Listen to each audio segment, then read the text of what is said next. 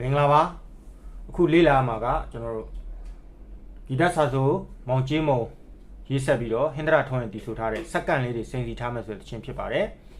ဒီတခြင်းလေးကိုလေးလာမယ်ပေါ့နော်ဟုတ်ပြီဒီတခြင်းလေးမှာသူ့မူရင်းကီးရဲ့ F key ဖြစ်ပါတယ်ဦးထွန်းရင်ဆိုထားတဲ့ကီးတိုင်းမူရင်းတဲ့ကီးတိုင်းတင်ပေးမယ်နော်ဟုတ်ပြီအဲ့တော့ပထမဆုံးပိုင်း1ပေါ့နော်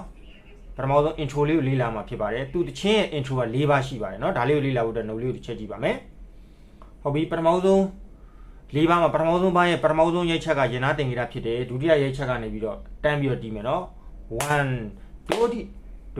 ဒီလာဆိုဖာမီရိတ်ချက်တစ်ချက်မှာလေးလုံးတီးမှာနော်1 2ပြီးမှစတီး1ဒိုဒီလာဆိုဖာမီဟုတ်ပြီအဲ့ဒီ note ကိုဘယ်လိုတီးမလဲဆိုတော့ तू ကအထဲမှာတော့စီးသွင်းတာဖြစ်တဲ့အတွက်ကျွန်တော် melody ကိုလုံးကောက်ပဲတီးတာနော်အဲ့ဒါမှ audit ခွဲပြီးတီးတာပေါ့ဟုတ်ပြီကျွန်တော်တို့အရင်တော့ဒီချင်းတွေမှာ C key ကိုတိုးထားတယ်အခုက F ကိုတိုးထားမယ်အဲ့တော့ F key ရဲ့ position တီးရမယ်နော် Do Re Mi Fa Sol La Ti Do ဒီ position ကိုတီးရမယ်ဟုတ်ပြီ F ကိုတိုးထားမှာပေါ့ဟုတ်ပြီအဲ့တော့ဒီမှာနော်ဒါ middle C ရဲ့အောက်က F အဲ့ဒီ F နဲ့နောက်တအော်တွေချဲတွဲမယ်နော်နှစ်အော်တွေချဲတွဲမှာနော်ဒီမှာကြည့်ညာဘက်က F ပဲနော်ဒီမှာလက်တကြွနဲ့စမယ်ဘယ်ဘက်ကလက်မနဲ့ middle C ရဲ့အောက်က F နဲ့စမယ်နော်ဒိုဒီလာဆိုဒိုဒီဒါကိုကန့်အောင်တီးမှာပေါ့နော်ပြီးမှအလုံးအရင်တီးမယ်အဲ့တော့လက်တကြွလက်မနဲ့စမယ်ဒိုဒီပထမဒုတိယရိုက်ချက်ပြီးသွားပြီပထမရိုက်ချက်က1စိတ်တရမှတ်လိုက်ပေါ့နော်1 2ဒီလိုသွားမှာနော်ဟုတ်ပြီအဲ့တော့ဒိုဒီကဇုံလေးပဲတီးတာနော်ဇုံမှနှောတွေချဲတီးတာလက်တကြွလက်မစမယ်ပြီးအစင်တိုင်းပဲပေါ့နော်လက်ကလေးလည်းမျိုးပေါ့ဒိုဒီဟုတ်ပြီတက်တဲ့ရဲ့ချက်လားဆိုကြတော့ဒီအဲ့တိုင်းပဲအစင်တိုင်းပဲလားဆိုပထမလားဆိုကရှိတဲ့အစင်တိုင်းပဲနောက်တစ်ခေါက်လားဆိုမှကြာရင်ဒီမှာကြည့်လက်မလေးပြန်ချိန်မယ်ဘယ်ဘက်ကချိန်မယ်နော်ဟုတ်ပြီဒုတိယတတိယရဲ့ချက်လားဆိုဒီလိုလေးသွားမှာပြီးရင်စတုထရဲ့ချက်ဖာမီအဲ့ဒီမှာဒီမှာလက်မကုံသွားပြီ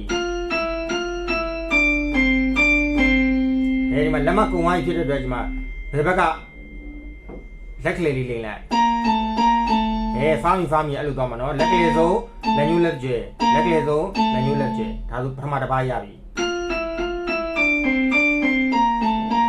ဒီဘက်ကမတန်နိုင်ဘူးနော်ကျင့်ရမယ်လေ့ကျင့်ရမယ်ဒီလက်တန်းလက်ကြွယ်လက်ကလေးကအားနေမယ်နော်အဲ့တော့လေ့ကျင့်ပေါ့ဖြည်းဖြည်းချင်းကျင့်ပေါ့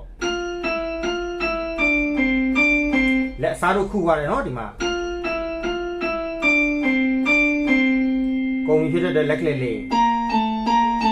ဟုတ်ပြီဒုတိယဘားရဲ့ပထမရဲ့ချက် re မှာချလိုက် re ဆိုဟုတ်ပြီနော်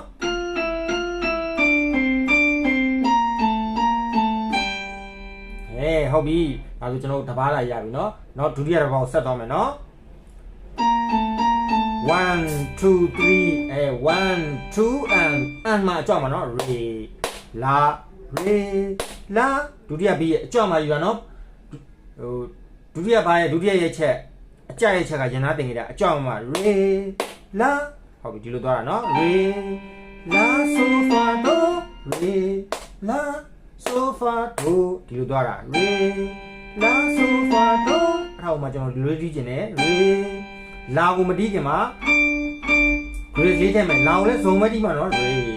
လာဆိုဖာဒိုဇုံလေးပဲတီးတာနော်ဒါမှမဇုံမှတူရတွေချွဲတွေ့တာ re လာမှာ grace လေးထည့်မယ်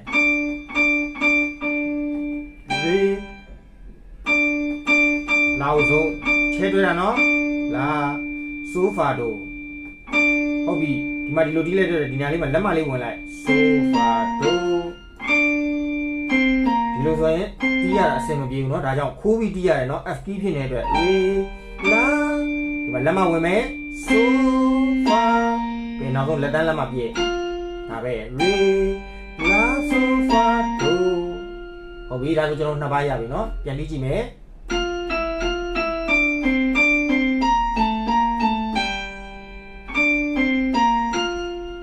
ဟုတ်ပြီဒီလိုလေးရနေပြီเนาะရှေ့ကိုဆက်သွားလိုက်မယ်เนาะပြီးမှတစ်ခေါက်ထပ်ရှင်းပေးမယ်တီဒိုဒီလာဆိုရေဖာရချက်ချက်မှာနှလုံးမဲတီးသွားရုံပဲနှလုံးစီညီမြတီးသွားရုံပဲတတိယပါတီဒိုဒီဒါပဲတီဒိုဒီသူလဲစုံမဲသူကြတော့ရှစ်လုံးတစ်စုံတီးတာเนาะအော်ဒီချဲမတွဲတော့ဘူးတီဒိုဒီ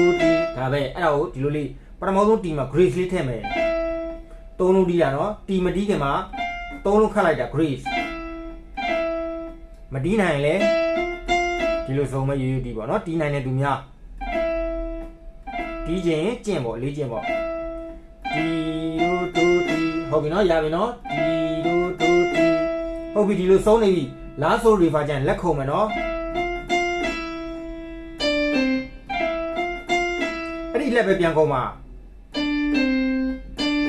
လက်ညိုးလက်မလက်ညိုးတီတို့တို့တီလားဆိုခုံပြီနော်ဒီဘက်ကတော့လိန်ပေါ့ရီဖာကိုကြတော့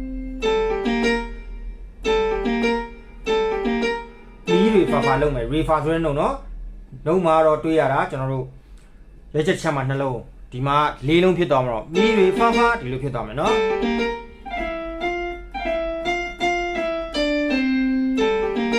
မီရီဖာ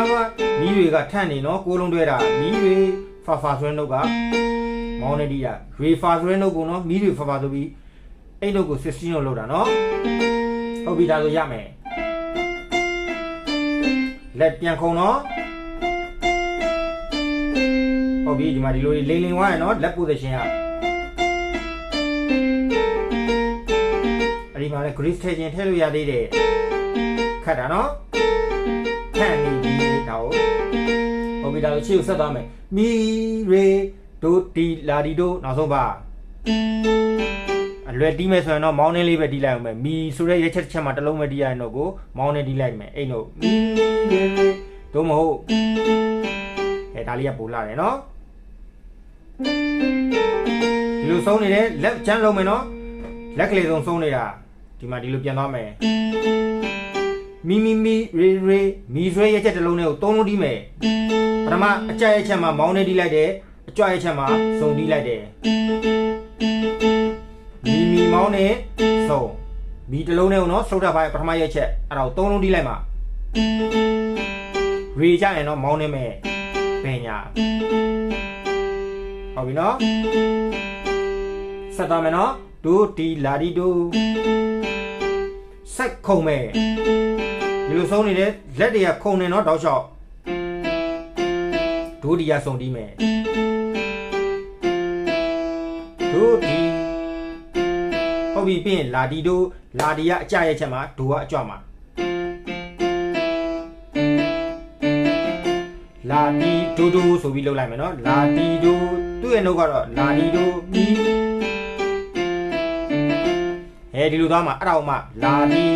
လာဒီဒိုဆွဲနှုတ်ကိုလာဒီဒိုဒိုလုပ်မယ်နော်ဒီလိုသွားလိုက်တာနော်လာဒီဒိုဒိုနောက်ဆုံးဒိုမှကျွန်တော်နှစ်ဆလုပ်လိုက်တာနော်ဟုတ်ပြီပြီးရင်နောက်တစ်ပိုင်းရဲ့ပထမရက်ချက်အဆိုဝင်တော့မဲ့ best spike ရဲ့ပထမရက်ချက်ကရန်နာတင်ကြတာဖြစ်တဲ့အတွက်ကျွန်တော်တို့ F key မှာတီးနေတာဖြစ်တဲ့အတွက် F ဒုံးကြီးကိုပြစ်လိုက်မယ်အဲ့ဒီရန်နာတင်ကြတာနေရာမှာဝါကြမဲ့နေရာပဲเนาะဒီသဘောအဲ့တော့ဒီလိုဖြစ်သွားမယ်အမြင်တည်းရင်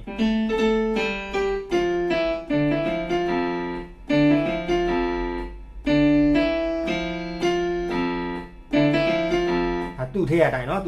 သူ့ထဲမှာဂီတာလေးတွေပါတယ်ဘက်ကင်လေးတွေကဘဲလေးတွေနဲ့အတူတူလိုက်တီးတာပီယန်နိုနဲ့ဒီလိုမျိုးလေးတီးတာเนาะဒါတီးရမှာခိုင်းရင်နောက်တစ်မျိုးပြပေးဦးမယ်เนาะဟုတ်ပြီအဲ့တော့ဒါကိုပထမပြန်သွားမယ်เนาะဒီလိုလေးဖြစ်သွားမယ်เนาะအမြင်အနှေးပြန်ပြမယ်မီရေလက်ထက်ခုံပြီးဒိုတီလာဒီဒိုကဒီလိုတီးမယ်ဟုတ်ပြီနောက်တစ်ပိုင်းပထမရက်ချက်မှာရန်နာတင်ဂီတမှာအတက်တက်လိုက်မယ်ဒီဒုံးနံကြီးကိုเนาะဖာဆွဲနှုတ်ဒိုကိုပဲဒါဆိုရပြီအဲ့တော့အနှေးလေးတစ်ခေါက်တီးပြမယ်1 2 3 4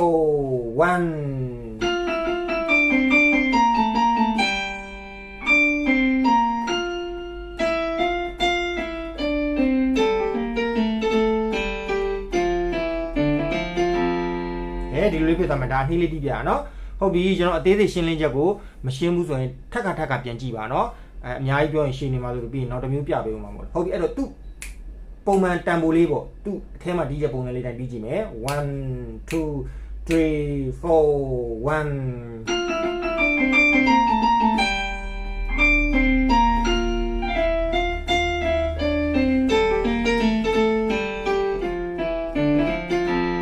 1ဒီလိုလေးဖြစ်သွားမယ်เนาะဟုတ်ပြီဒါအောင်မှကျွန်တော်ဒီဟာခတ်နိုင်တယ်เนาะ ဒါမီဖို့မလွယ်ဘူးအဲ့လက်တွေကတ်နိုင်တယ်နော်အတွေ့အကြုံမရှိတဲ့တီးသားနုတဲ့လူမှာဆိုရင်ကတ်နိုင်တယ်အဲ့အတွက်နောက်တစ်မျိုးလွယ်ရလေးပြမယ်ပထမဆုံးဆက်စားခြင်းမှာခုနတစ်မျိုးအရင်ကျင့်နော်ကျင့်ကြည့်ပြီးရင်ဒီ intro ကဂျားထဲမှာတောက်လျှောက်လာမှာပထမပိုင်းပြီးရင်လည်း intro ပြန်လာမယ်ဒုတိယပိုင်းပြီးရင်လည်း intro ပြန်လာမယ်တတိယပိုင်းပြီးရင်လည်း intro ပြန်လာမယ် intro ကဂျားထဲမှာတောက်လျှောက်လာမှာအဲ့အတွက်အမျိုးမျိုးလဲတီးလို့ရအောင်နောက်တစ်မျိုးလေးပြပေးမယ်နော် intro တီးနည်းကိုပထမဆုံးရက်ချက်ကရင်သားသင်္ကေတဖြစ်တယ်နှုတ်မှာတွေ့ရတဲ့အဲ့ဒီရင်သားသင်္ကေတနေရာမှာဒုံကြီးပြလိုက်မယ်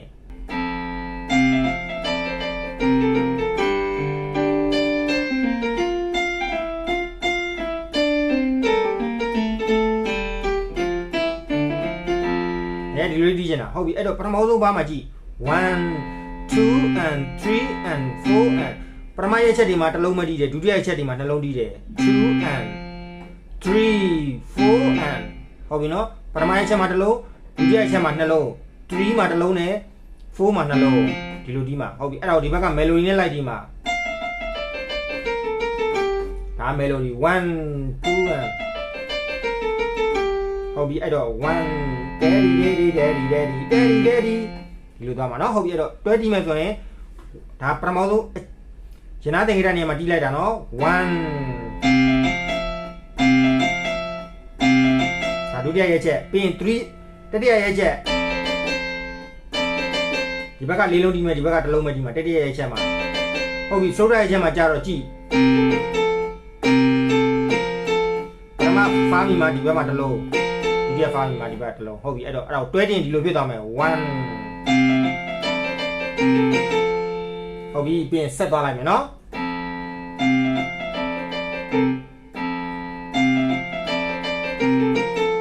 ဟုတ်ပြီတီးတာမရှိရင်တော့ဒါလည်းခတ်နိုင်တာပဲเนาะဒါပေမဲ့လွယ်တာပေါ့ပို့ပြီးတော့ဒီဘက်တစ်ဖက်ထဲ melody အပြည့်တီးရတယ်ဒီဘက်က bass လေးပဲလိုက်တာဒီသဘောလေးဖြစ်ပါတယ်เนาะသူစုံသီးလေးနဲ့တော့ B တို့တက်ဒီလိုလေးသွားမှာဖြစ်တဲ့အတွက်เนาะဟုတ်ပြီအဲ့တော့ဒါကတော့ piano တစ်လုံးနဲ့တီးမှာလို့ပေါ့ဆိုရင် mute အောင်တီးရင်ဒီလိုလေးတီးပေါ့เนาะဟိုကောင်ကတော့အများနဲ့တီးမှာဆိုရင်ကျွန်တော်တို့ခုနပထမပြတဲ့အနီးတိုင်းလေးတီးမှာဖြစ်ပါတယ်ဟုတ်ပြီအဲ့တော့ပြန်တီးပြမယ်เนาะre နေရာမှာကြာရင်ပြောင်းပြီเนาะ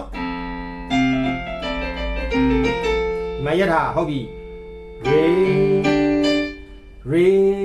la so fa do အဲ့ဒီနေရာကိုဒီလိုတီးမယ် re ကိုကြာတော့ကြည့် re ကိုစုံတီးလိုက်တယ်ခွတွဲတာတူရောတွေချဲတွဲတာเนาะဒိုရဲ့ဘေးက re g ဖြစ်ပါတယ်เนาะ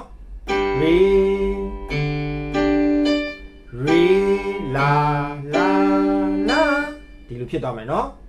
g alphabet နဲ့ပြောမယ်เนาะ abcd နဲ့ပြောမယ် g d ပြီးရင်ဒီမှာ g နဲ့ d နဲ့ကိုလေးလုံးတွဲတည်ရမိတ်ဖက် re ဆက်စိမ့်နေရမယ်အဲ့မှာလည်းနေထားမယ်ဒီမှာလွှတ်ထားပြီเนาะအတိုင်းရှင်းပါနေပြီးတော့မှပြန်လုပ်မယ်ဒီလိုသားမှာ re la re နေရာမှာကျွန်တော်တို့ broken လေးခေါ်တာเนาะဒီမှာ G major chord ပေါ့ဒီတဘောเนาะ re la နောက်တစ်ခေါက်ပြန်ပြမယ်နေလေး re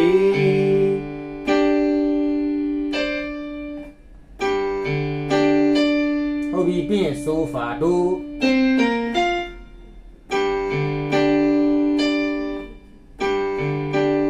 ဒီမှာလက်ပြချလိုက်เนาะဒါမှဒီလိုသွားလို့ရအောင်ပြီးရင် so fa do က so fa ကဇုံ do ကလည်းဇုံဒါပဲနောက်ဆုံး do ကကျွန်တော်မောင်းလေးတီးလိုက်เนาะဒါဆိုရပြီဟုတ်ပြီပြီးရင်ကျန်တဲ့ဟာတော့ရှေ့မှာတင်နေတဲ့အတိုင်းပဲ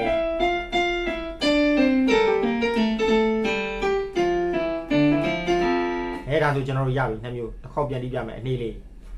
1 2 3 4 1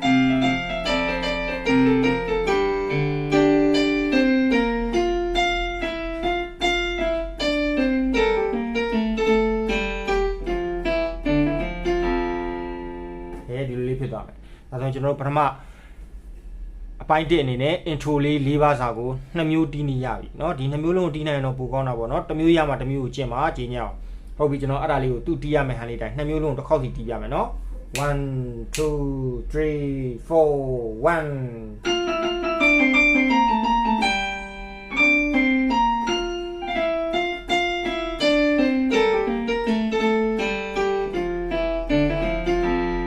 ဒီຢာလေးကကျွန်တော်တို့အုံနဲ့ကျင်းနေပေါ့နော်အနောက်မှာဘုံတွေပါမယ်စီးပွားတွေပါမယ်ကျွန်တော်တို့ဂီတာတွေပါမယ်ဝိုင်းစုံနဲ့တီးမယ်ဆိုဒီလိုတီးတာလေးကပို့ပြီးတော့ harmony ဖြစ်တာပေါ့နော်လိုက်ဖက်တာပေါ့အများကြီးတီးကြမလို့ဘူးပေါ့နော်ဒီတိုင်းလေးတီးတာလေးပို့ပါအောင်ဟုတ်ပြီတလုံးနဲ့တီးမယ်မြူးမြူးကြွကြွတီးခြင်းနဲ့ဆိုဒီဘက် bass တန်ကြီးနဲ့တီးခြင်းတော့ဒီလိုမျိုးတီးပေါ့နောက်တစ်မျိုးပြမယ်